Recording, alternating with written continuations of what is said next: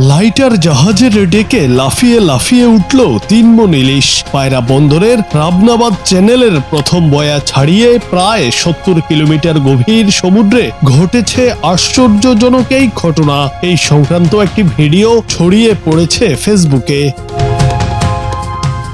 জানা গেছে, পটুয়াখালীর পায়রা বন্দরের রাবনাবাদ চ্যানেলের প্রথম বয়া থেকে প্রায় ৭০ কিলোমিটার গভীর বঙ্গোপসাগরে কয়লাবাহী একটি জাহাজের দুই পাশ থেকে হঠাৎ করেই লাফিয়ে উঠতে থাকে ছোট ইলিশ। এ সময় অন্তত ৩ মণ ইলিশ সংগ্রহ করতে পেরেছেন জাহাজে থাকা লোকজন, বাকিটা সাগরে পড়ে যায়।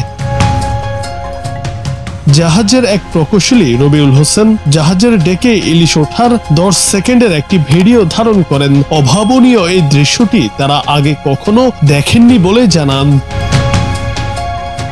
পটুয়াখালী বিজ্ঞান ও প্রযুক্তি বিশ্ববিদ্যালয়ের অধ্যাপক ডক্টর রাজীব সরকার বলেন, বড় শিকারী মাছের তাড়া, জাহাজের আলো ও শব্দ মিলেই এই রকম পরিস্থিতি তৈরি হতে পারে। সমুদ্রের টুনা বা ম্যাকারেলের মতো বড় শিকারী মাছ ছোট ইলিশের পালের পেছনে তাড়া করলে আতঙ্কিত হয়ে ইলিশরা জাহাজের আলো বা শব্দের দিকেই ছুটে আসে। জাহাজের গা ঘেঁষে পানি শুরু হয়ে গেলে মাছগুলো উপরের দিকে ঠেলে উঠে যায়। তখন লাফাতে লাফাতে ডেকে পড়া অস্বাভাবিক নয়।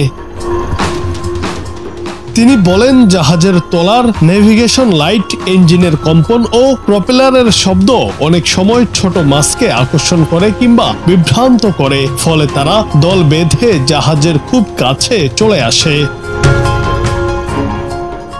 জুনায়েদ আহমেদ, বাংলা টিভি।